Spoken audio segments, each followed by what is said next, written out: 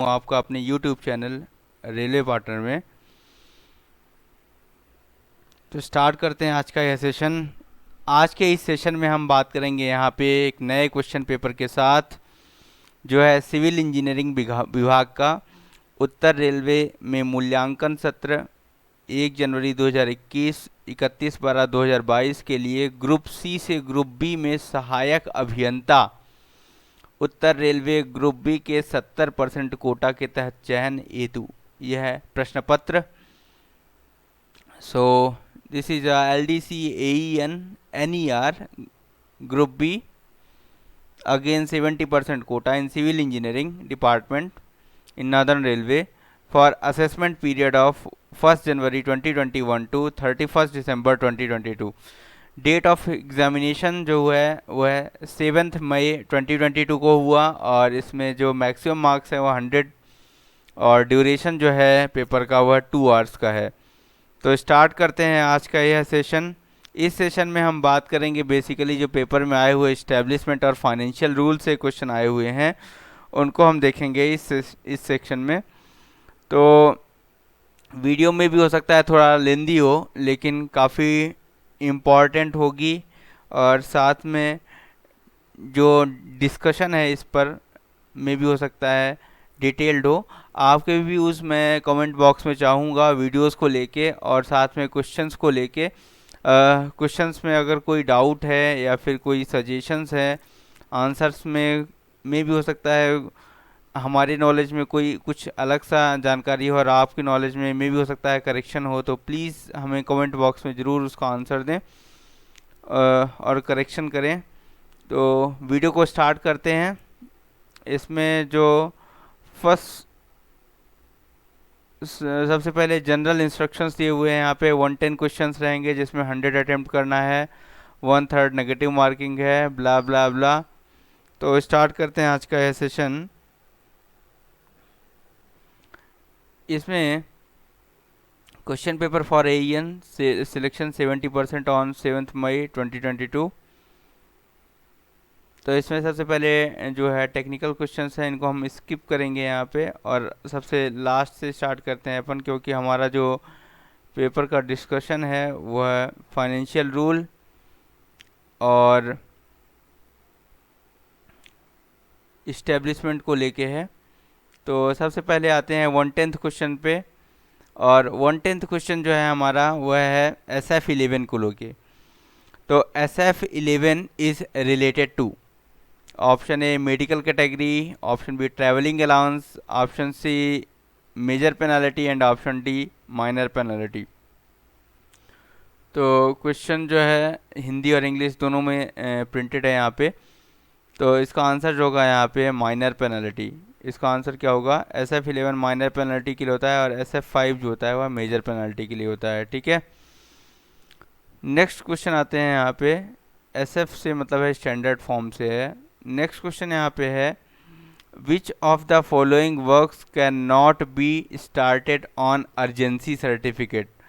तो urgency certificate के तहत या तत्कालिकता प्रमाण पत्र के तहत कौन सा कार्य शुरू नहीं किया जा सकता? यहाँ पे ऑप्शन दिया हुआ है, works considered urgently necessary to safeguard life, works to repair damage to the line cause by flood to restore through communication, works to repair damage to the line caused by unforeseen contingency to maintain through communication, works for repair to leaky roofs of staff quarter।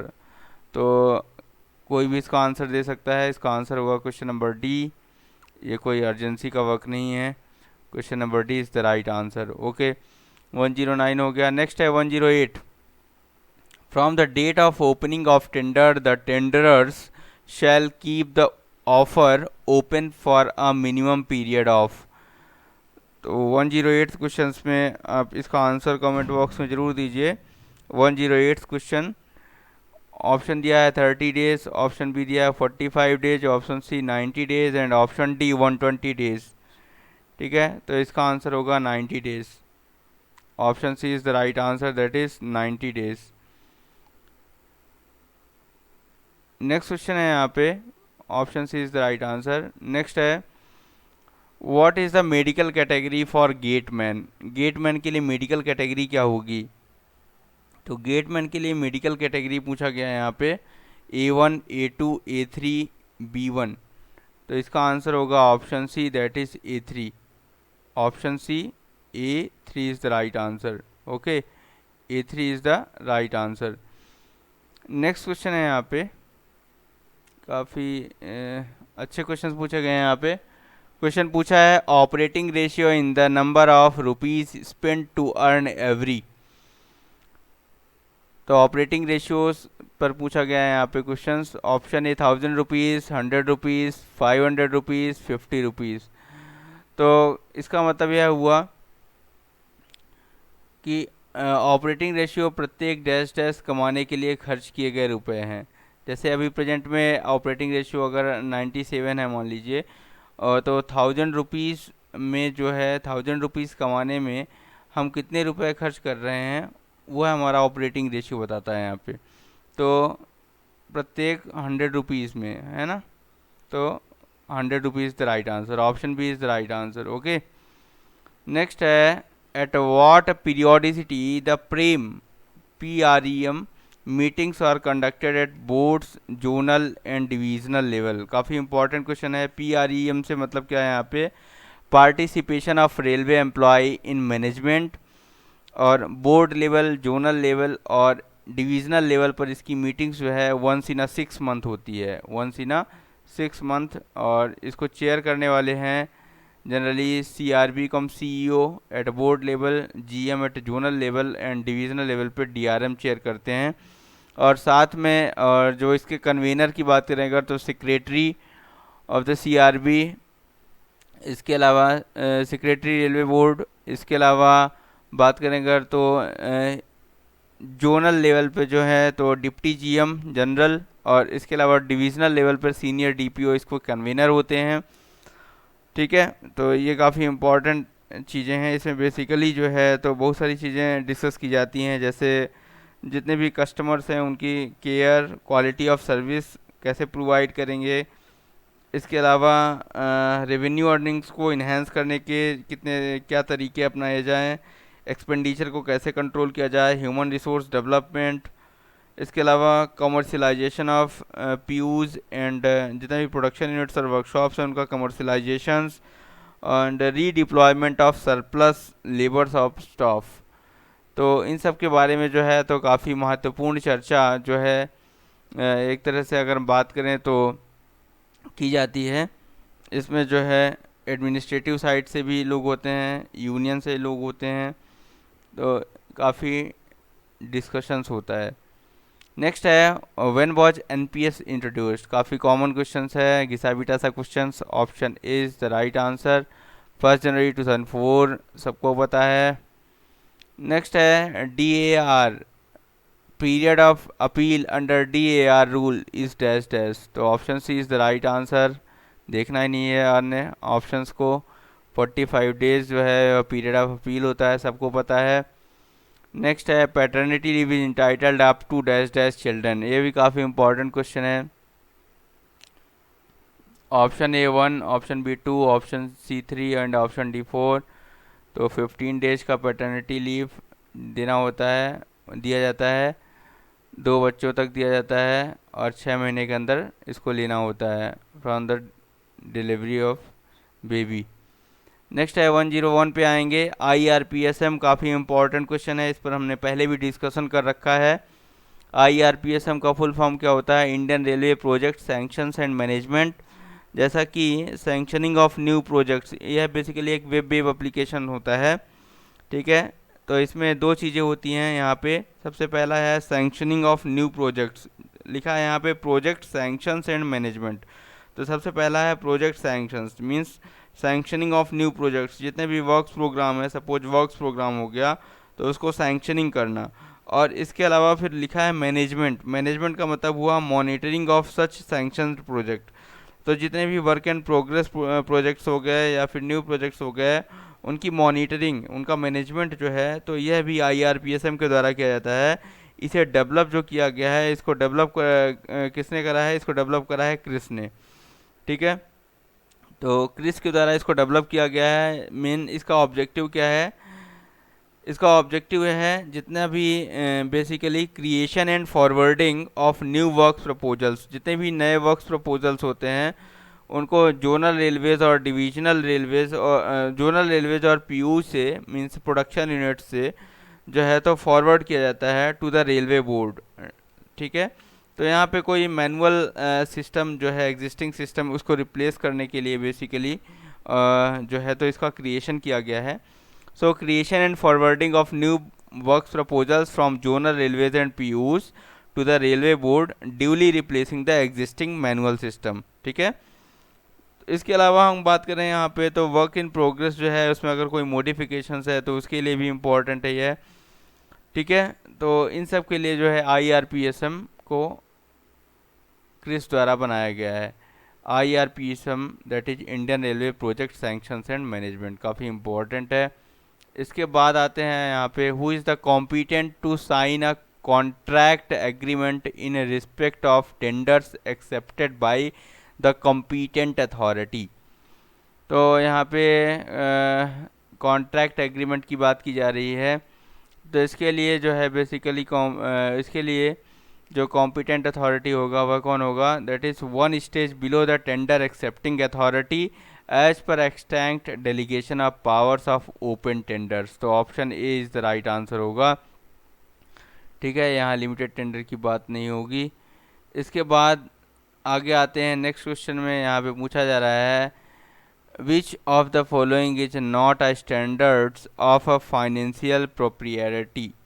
काफ़ी important question है, canons of financial propriety सबको पता होना चाहिए। तो यहाँ पे है the expenditure should not prima facie be more than the occasion demand.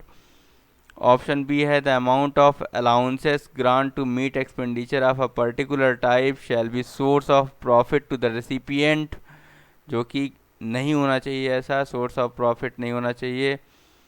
No authority shall exercise its powers of sanctioning expenditure to pass an order which will be directly और indirectly to its own advantage.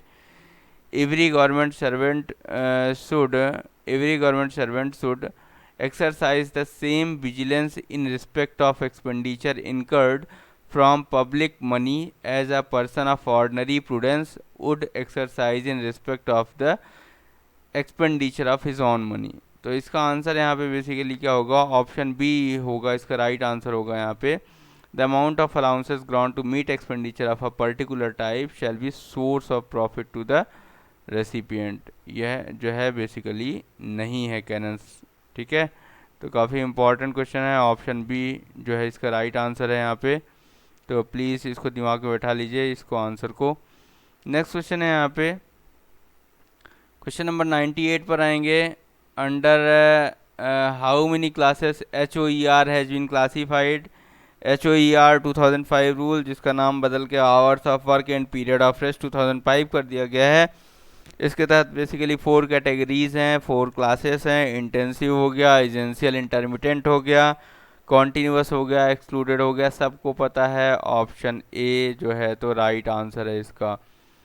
Next आते हैं 97 number पे। 97 number ठेके वाला काम है यहाँ पे। In works contract quantity operated in excess of 125% but up to 140% of the agreement quantity of the concern item shall be paid eight.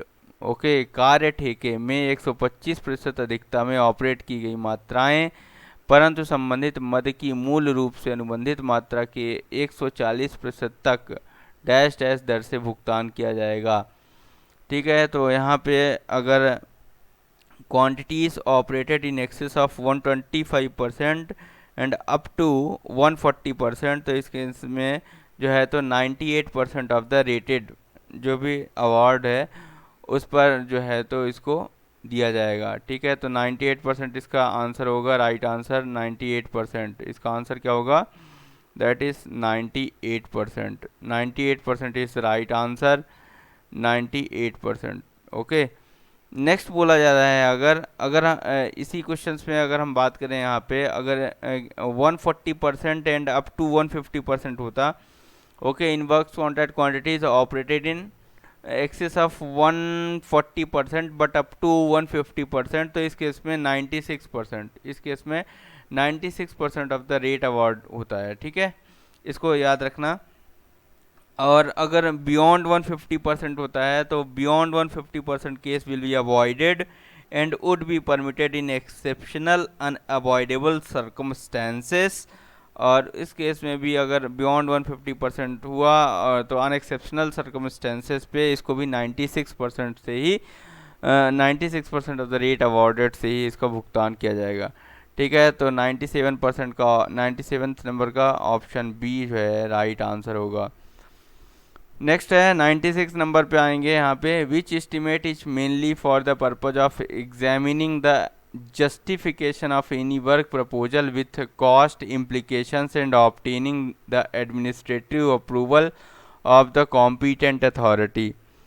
ठीक है, तो supplementary estimate, part estimate, revised estimate and abstract estimate. तो इसका answer होगा option number D, that is abstract estimate. Okay, next question पे आते हैं। यहाँ पे क्वेश्चन पूछा रहा है, material obtained not for specific works but as a standing advance for the purpose of meeting urgent requirements as and when they arise should, with the exception of consumable stores, be, that is what, impressed store, that is answer, option C is the right answer, that is impressed store। okay, next question पर आते हैं 94 number पे, the frequency of stock verification for impressed store। तो impressed store के लिए stock सत्यापन की जो आवृत्ति है वह क्या है? तो option B is the right answer, that is once in a 2 years, once in a 2 years. इसके अलावा एमएनपी एंड टीएनपी की बात कर रहे थे तो वंस इन अ 3 ईयर्स था। ठीक है, इसको हमने लास्ट वीडियोस में डिस्कस करा था इस क्वेश्चन को, और यह फिर से आ गया। ओके, नेक्स्ट क्वेश्चन है, surplus oblique date surplus stores are stores items which are not issued from last. तो जो भी सरप्लस है या डेट सरप्लस स्टोर्स हैं उसके लिए आइटम्स जो हैं जो कि लास्ट 24 मंथ से इशूज़ नहीं किए गए हैं, ऐसे आइटम्स को काउंट किया जाएगा यहाँ पे। तो 24 months is the right answer, please remember it. Next question पे आते हैं, what is the full form of DRF पूछा गया है। Depreciation revenue fund, depreciation reserve fund, development revenue fund, development rail fund. तो इसका आंसर होगा ऑप्शन बी, सबको पता है, सबने याद किया हुआ है, depreciation reserve fund is the right answer of DRF. Next है क्वेश्चन नंबर 91 पे आएंगे, which are the following is not correct in reference to the leave to the railway employ. Regular railway employ is entitled for 30 days LAP in 1 calendar years। Okay,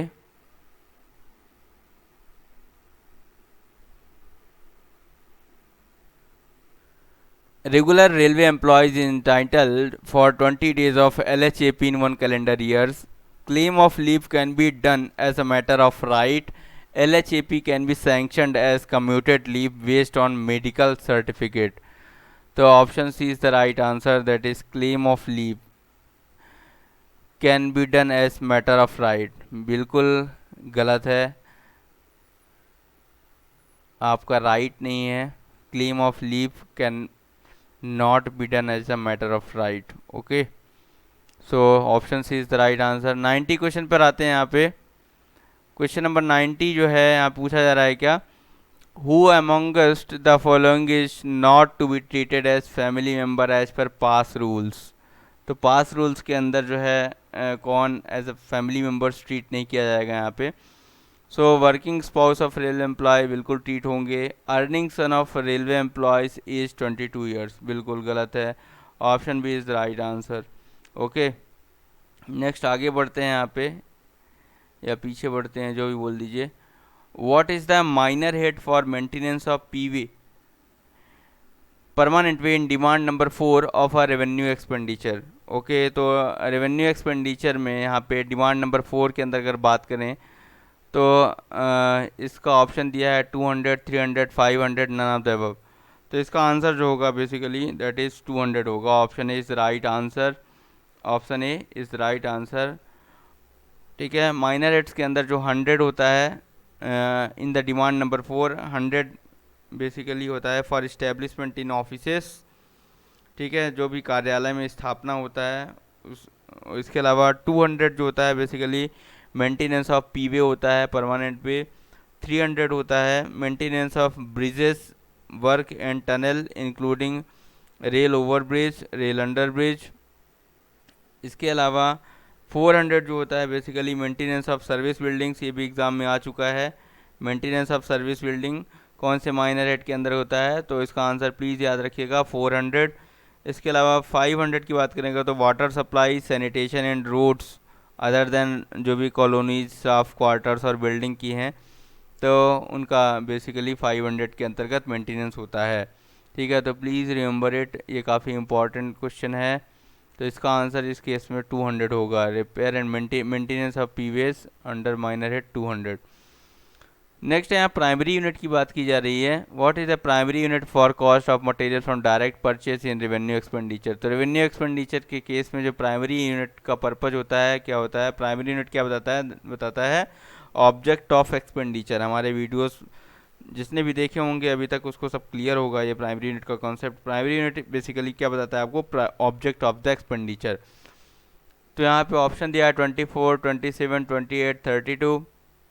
तो अगर हम primary unit की बात करें तो जो 24 है प्राइमरी यूनिट, उसका बेसिकली पर्पज है printing and stationery including publication, printing and stationery including publication. 25 basically children education allowance होता है, उसके लिए होता है चिल्ड्रन एजुकेशन अलाउंस। इसके अलावा 26 होता है रीइंबर्समेंट ऑफ मेडिकल।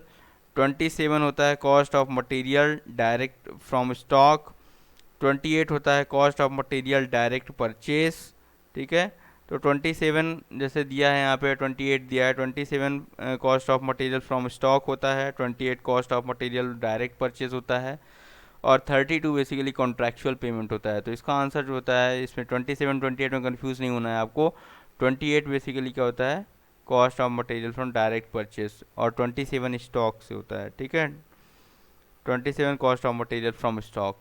तो इसका आंसर याद रखिएगा 88 नंबर का 28 होगा। काफ़ी घिसा पिटा सा क्वेश्चन है, कई बार रिपीट हो चुका है। What is the demand number for maintenance of staff quarter under revenue. काफ़ी इंपॉर्टेंट है, 16 डिमांड है, सबको याद रखना है। ये डिमांड्स पे भी मैंने एक सेपरेट वीडियो बनाया हुआ है, तो प्लीज़ वीडियो को गो थ्रू होइएगा। ऑप्शन दिया है 6, 11, 4, 9। तो ऑप्शन जो 4 है यहाँ पे repair and maintenance of permanent works and permanent way P way and works है, पीवे एंड वर्क्स का रिपेयर एंड मेंटेनेंस होता है। 6 के अंदर जो है repair and maintenance of C&W होता है, कैरेजेस एंड वैगन्स का होता है। इसके नंबर बाद 9 की बात करें अगर तो ऑपरेशन से रिलेटेड है, ऑपरेटिंग एक्सपेंसेस ओवर ट्रैफिक, जो भी ऑपरेटिंग एक्सपेंसेस होता है ट्रैफिक का तो वो होता है। और 11 जो है बेसिकली 11 किस लिए होता है, बेसिकली यह होता है स्टाफ वेलफेयर एंड अम्यूनिटीज़ के लिए होता है। तो इस क्वेश्चन में जो 87 है इसका आंसर होगा question number 11। Question number 11 is the right answer, that is repair and maintenance of what staff quarter पूछा है, तो यह एम्यूनिटीज़ के अंतर्गत आएगा। तो 11 is option B is the right answer. Next question पर आते हैं। यहाँ पे RRSK का फुल फॉर्म पूछा गया है, काफ़ी इंपॉर्टेंट क्वेश्चन है। RRSK इसको क्रिएट किया गया था 2017-18 में, बजट जब दिया गया था उस टाइम पे RRSK जो है तो 5 इयर्स के लिए क्रिएट किया गया था इसको 2017-18 में, ठीक है। जिसके लिए जो कॉर्पस डिसाइड किया गया था वो है 1 लाख करोड़ का कॉर्पस, जो ह्यूज कॉर्पस डिसाइड किया गया था 5 साल का ह्यूज। 5 साल के लिए जो है तो 1 लाख करोड़ खर्च करेंगे इसमें, तो इसका मतलब 20,000 करोड़ जो है पर ईयर खर्च होगा। 2017-18 में इसको जो है तो बजट स्पीच में दिया गया था इस चीज़ को और बनाया गया था। और इसमें बेसिकली जो है तो जितने भी हमारे जितने भी डिपार्टमेंट्स हैं उन सब का जो सेफ्टी रिलेटेड वर्क हो गया, सपोज कुछ मटेरियल्स हो गए, कुछ भी वर्क्स हो गया, उसका रिन्यूएबल करना है, उसका रिप्लेसमेंट करना है, या उसको अपग्रेड करना है, अपग्रेडिंग क्रिटिकल सेफ्टी एसेट्स, तो उन सब के लिए जो है बेसिकली RRSK को बनाया गया था। इसके लिए जो रिकमेंडेशंस दी थी वह basically high level safety review committee 2012 जो कि अनिल काकोदकर द्वारा हेड की गई थी, उन्होंने इसके लिए बेसिकली रिकमेंडेशन दिया था कि आरआरएस के फंड क्रिएट किया जाए। ठीक है, अनिल काकोदकर कौन थे? Basically he was the chairman of atomic energy commission. सबको याद रखना है, अनिल काकोदकर के रिकमेंडेशन पर जो है हाई लेवल कमेटी थी उसको चेयर कर रहे थे, तो उनके रिकमेंडेशन पर जो बेसिकली आरआरएस के फंड को 2017-18 में 5 साल के लिए बनाया गया था। तो इसको याद रखना है, 20,000 करोड़, अभी आधा फंड भी यूज़ नहीं हुआ है। इसके बाद अगर बात करें यहाँ पे, और यह नॉन लैप्सिबल फंड है, एक चीज़ और ध्यान रखिएगा, यह नॉन लैप्सिबल फंड है। नेक्स्ट है 85 पर आएंगे यहाँ पे, how many and at what periodicity financial upgradation is to be given to the railway employ as per MACPS modified assured career progression scheme. तो ये सबको पता है, ऑप्शन बी। हम इस पर ज़्यादा डिटेल डिस्कशन नहीं करेंगे अभी। 3 upgradation after completion of 10, 20 and 30 years of continuous regular service, याद रखना है सबको। नेक्स्ट 84 पर आते हैं, railway services conduct rules 1966, rule 312 3 clause 1 सब क्लॉज 2 स्टिपुलेट्स दैट। तो यहाँ पे 3 है, क्लॉज 1 है और सब क्लॉज 2 है, 3 1। ठीक है, तो यहाँ पे बोला गया है क्या? Every railway servant shall at all times do nothing which is unbecoming of a railway servant. तो यह बेसिकली है 3, नियम 3 है, क्लॉज 1 है, सब क्लॉज 1 है। ओके, नेक्स्ट है, every railway servant shall at all times maintain absolute integrity, यह है नियम 3 क्लॉज 1 सब क्लॉज 3। ओके, अब इसके बाद है नियम 3 क्लॉज 1 सब क्लॉज 2। ऑप्शन सी जो है राइट आंसर है। Every railway servant shall at all times maintain devotion to duty. तो devotion to duty sub clause 2 है, एब्सोल्यूट इंटीग्रिटी सब क्लॉज 3 है, और सब क्लॉज 1 क्या है? Unbecoming of railway servant. Okay, next आते हैं 84 के बाद, ऊपर चढ़ते हैं और पूछ रहा है which of the following is not a major penalty. सबको पता है यहाँ पे मेजर पेनल्टी, यहाँ पे reduction to the lower stage in the time scale up for specified period with a further directions as to whether on expiry of such periods the reduction will और will not have the effect of postponing the future increments of his pay, suspension, compulsory retirement, removal for service. तो option B, suspension is not a penalty after all. Okay, option B is the right answer. Next पे आते हैं, यहाँ पे DNG charges पूछा गया है। यहाँ पे departmental charges, what is the rate as percentage of estimated cost of work for departmental charges of portion executed by railway for deposit works. तो इसके लिए जो है तो 12.5% है, 12.5%। Option D is the right answer, please remember it. Next है, doubling work is chargeable in which planet. काफ़ी important है, प्लानेट पर मैंने सेपरेट वीडियो बनाया हुआ है, तो प्लीज़ वीडियो को जाकर देखें। और वीडियो अगर अच्छा लगे तो उसे लाइक करें, कमेंट करें, शेयर करें अपने फ्रेंड्स और कॉलीग के साथ। इस वीडियो में भी अगर आपके कोई सजेशंस है तो प्लीज़ हमें कमेंट बॉक्स में ज़रूर बताएं। तो प्लान हेड की बात करें अगर, तो यहाँ पे प्लान हेड 11 जो है बेसिकली न्यू लाइंस के लिए है, प्लानेट 14 गेज कन्वर्जन्स के लिए है, प्लानेट 15 डबलिंग के लिए है, प्लानेट 16 ट्रैफिक फैसिलिटीज़ के लिए है, 17 कंप्यूटराइजेशन के लिए, 18 रेलवे रिसर्च के लिए है, 21 RSP रोलिंग स्टॉक प्रोग्राम के लिए है। तो मैंने अभी आपको बताया प्लानेट 15 डबलिंग के लिए है। Option A is the right answer. 11 new lines के लिए है और 14 बेसिकली किसके लिए है? गेज कन्वर्जन के लिए है। तो इस तरह से हमने जो है तो अभी फाइनेंशियल और जो भी इस्टेब्लिशमेंट के क्वेश्चंस थे उनको पूरा किया। इसके बाद अब हम आते हैं यहाँ पे हिंदी का भी कुछ क्वेश्चंस है, उनको एक नज़र में देख लेते हैं फटाफट। हिंदी दिवस कब मनाया जाता है? तो इसका आंसर ऑप्शन सी है, 14 सितंबर को मनाया जाता है। Option C is the right answer. Next question है यहाँ पे, राजभाषा नियम के अनुसार अंडमान निकोबार द्वीप समूह किस क्षेत्र में स्थित है? तो अंडमान निकोबार द्वीप समूह बेसिकली का क्षेत्र में स्थित है। नेक्स्ट क्वेश्चन आता है यहाँ पे, राजभाषा नियम 1976 किस राज्य के लिए लागू नहीं होता? तो बेसिकली ये इसका आंसर ऑप्शन बी होगा, तमिलनाडु के लिए लागू नहीं होता। सबको पता है ये आंसर। नगर राजभाषा कार्यान्वयन समिति की बैठक कब होती है? तो यह बेसिकली 6 माह में एक बार होती है। तो ऑप्शन डी जो है तो राइट आंसर होगा, ऑनस इन 6 मंथ। इसके अलावा अगर हम बात करें तो अष्टम सूची में कुल कितनी भाषाएं हैं? तो option D is the right answer, total 22 भाषाएं हैं। ओरिजिनल 14, 8 बाद में जोड़ी गई। इसके अलावा राजभाषा जो है कौन सी है, विच इज़ द राजभाषा ऑफ इंडियन यूनियन? तो यहाँ पे देवनागरी लिपि में हिंदी, देवनागरी लिपि में हिंदी जो है बेसिकली राजभाषा है इंडियन यूनियन की। अभी बॉलीवुड और टॉलीवुड में काफ़ी संघर्ष चल रहा है इस चीज़ को लेके। राजभाषा हिंदी के प्रयोग की दृष्टि से भारत संघ को कितने वर्गों में रखा गया है? फॉर यूज ऑफ राजभाषा Hindi Indian union has been grouped into how many groups? Option B is right answer, का क्षेत्र, खा क्षेत्र, गा क्षेत्र। Option B is the right answer. Next question पे आते हैं, who is the chairperson of parliamentary राजभाषा समिति? So basically our union home minister respected Amit Shah ji is the chairperson of parliamentary राजभाषा समिति।